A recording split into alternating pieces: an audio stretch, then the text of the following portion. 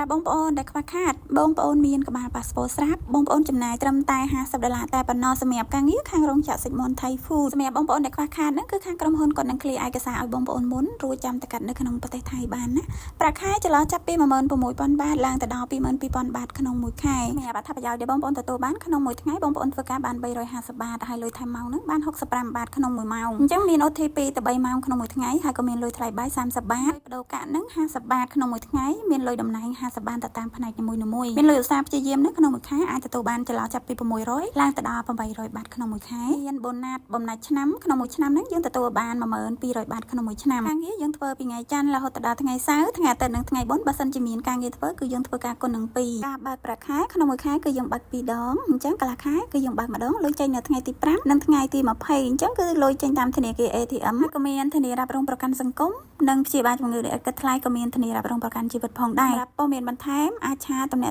ប្រឹក្សាយោបល់តាមរយៈលេខទូរស័ព្ទខាងក្រោមបាន